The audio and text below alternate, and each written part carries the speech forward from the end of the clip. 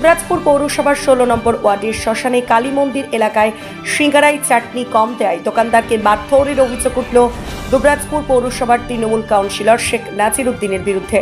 জানা গেছে, গতকাল বৃহস্পতিবার সন্ধ্যায় দুবরাজপুর পৌরসভার 7 নম্বর ওয়ার্ডের তৃণমূল কাউন্সিলর শেখ নাজিম উদ্দিন কেশব দাস নামে এক দোকানদারের কাছ থেকে 3টি সিঙ্গারা কেনেন, সাথে একটু চাটনিও দেন। কিন্তু অভিযোগ, শেখ নাজির উদ্দিন অতিরিক্ত চাটনি চাওয়ায় দোকানদার তা দিতে চাননি, আর তার জন্যই দোকানদের কর্মীকে মারধর করে কাউন্সিলর শেখ নাজির উদ্দিন। এই ঘটনায় স্থানীয় বাসিন্দারা রানীগঞ্জ মোড়গ্রাম 14 নম্বর জাতীয় সড়কে দুবরাজপুর থানার সামনে যানবাহন আটকে বিক্ষোভ প্রদর্শন করেন। তাদের দাবি, অভিযুক্ত কাউন্সিলরকে গ্রেফতার করতে হবে। প্রায় ঘন্টা দুয়েক চলে অবরোধ। অবশেষে পুলিশের হস্তক্ষেপে পরিস্থিতি নিয়ন্ত্রণে আসে।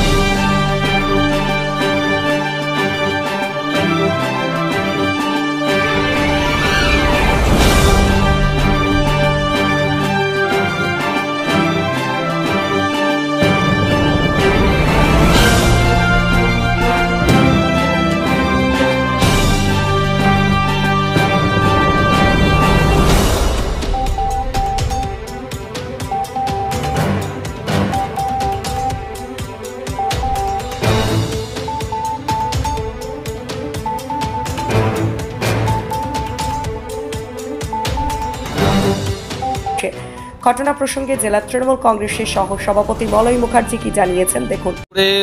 প্রসিদ্ধ শ্মশানকালী মন্দির ঠিক তার পাশেই বহু পুরনো মিষ্টির দোকান।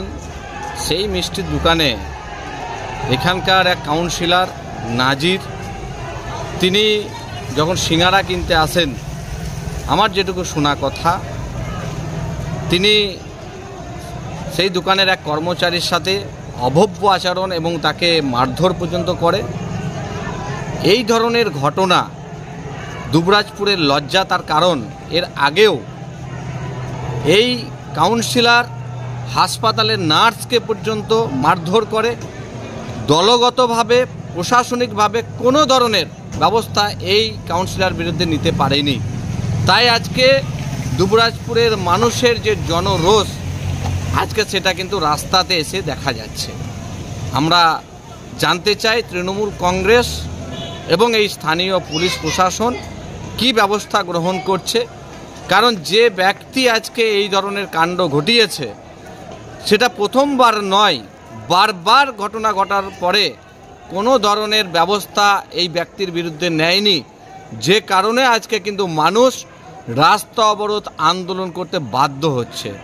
আমরা দেখতে চাই দল এবং প্রশাসন কি ব্যবস্থা গ্রহণ করে। এই জনপ্রতিনিধি যিনি মানুষের দ্বারা নির্বাচিত হয়ে মানুষকে যিনি আক্রান্ত করেন, ভয় দেখান, হুমকি দেন, কখনোই সভ্য সমাজে এটাকে সমর্থন করা যায় না। তাই তৃণমূল কংগ্রেস কি ব্যবস্থা নিচ্ছে এবং প্রশাসন কি ব্যবস্থা নিচ্ছে, আমরাও সেই অপেক্ষায় থাকছি। পরবর্তী বিষয় নিশ্চিতভাবে আমরাও এর বিরুদ্ধে কোনো ব্যবস্থা গ্রহণের বিষয় থাকলে আমরাও পরবর্তী সময়ে তার ব্যবস্থা এবং সিদ্ধান্ত নেব। দেখুন, আমাদের কাছে যা খবর আছে যে সদয়পুর থানা ওকে আটক করেছে এবং তিনি পুলিশ কাস্টডিতে আছেন। সেই হিসেবেই অবরোধটা তুলে নেওয়া হলো এবং আমরা পার্টি থেকেও এই ব্যাপারটা কন্ডেম করলাম যে এই ঘটনার অবাঞ্ছিত ঘটনা, এই ধরনের ঘটনা ঘটা উচিত নয়।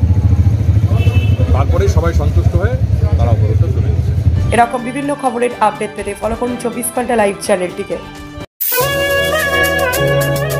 নদিয়াতে এই প্রথম 45 বিঘা জমির উপর তৈরি হতে চলেছে বসবাসের সেরা পরিবেশ বৃন্দাবন গ্রিনস।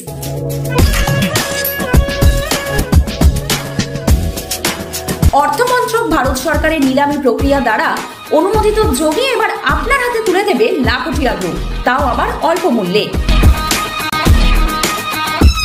এখানে একেবারে মনোরম পরিবেশের মধ্যে থাকছে পুজোর বেদি সহ মন্দির, জলাশয় ও swimming pool, sitting area, working area ও চিলড্রেন পার্ক, কমিউনিটি হল ও জিম ছাড়া আরো অনেক কিছু, যা আপনার জীবনযাপনকে বানিয়ে দেবে অতি উত্তম।